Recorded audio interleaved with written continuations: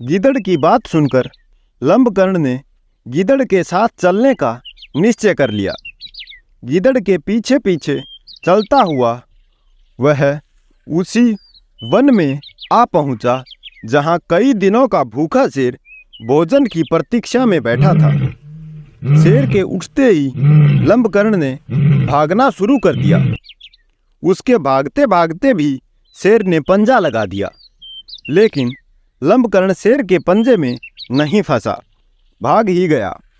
तब गीदड़ ने शेर से कहा, तुम्हारा पंजा बिल्कुल बेकार हो गया है। गधा भी उसके फंदे में फंसा नहीं, वह भी बचकर भाग जाता है। क्या इसी बल पर तुम हाथी से लड़ते हो? शेर ने जरा लज्जित होते हुए उत्तर दिया, अभी मैंने अपना पंजा तैयार भी नहीं किया था, वह अचानक ही भाग गया। अन्यथा हाथी भी इस पंजे की मार से घायल हुए बिना भाग नहीं सकता। गीदड़ बोला, अच्छा, तो अब एक बार और यत्न करके उसे तुम्हारे पास लाता हूँ, यह प्रहार खाली न जाए। शेर, जो गधा मुझे अपनी आंखों से देखकर भागा है वह अब कैसे आएगा? किसी और पर घात लगाओ। गीदड़, इन बातों में तुम दखल मत दो, तुम तो केवल तैयार होकर बैठे रहो। गीदड़ ने देखा कि गधा उसी स्थान पर फिर घास चर रहा है। गीदड़ को देखकर गधे ने कहा, भगिनी सूत, तुम भी मुझे खूब अच्छी जगह ले गया। एक क्षण और हो जाता तो जीवन से हाथ धोना पड़ता। भला वह कौन सा जानवर था जो मुझे देखकर उठा था और जिसका वज्र समान हाथ मेरी पीठ पर पड़ा था? तब हंसते हुए गीदड़ ने कहा, मामा तुम भी विचित्र हो। गधेड़ी तुम्हें देखकर आलिंगन करने उठी और तुम वहां से भाग आए। उसने तो तुमसे प्रेम करने को हाथ उठाया था।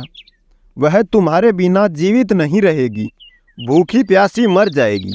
वह कहती है कि यदि लंबकर्ण मेरा पति नहीं होगा तो मैं आग में कूद पड़ूंगी। इसलिए अब अधिक मत सताओ, अन्यथा स्त्री हत्या का पाप तुम्हारे सिर लगेगा। चलो मेरे साथ चलो। गीदड़ की बात सुनकर गधा उसके साथ फिर जंगल की ओर चल दिया। वहां पहुंचते ही शेर उस पर टूट पड़ा। उसे मारकर शेर तालाब में स्नान करने गया। गीदड़ रखवाली करता रहा। शेर को जरा देर हो गई। भूख से व्याकुल गीदड़ ने गधे के कान और दिल को खा लिया।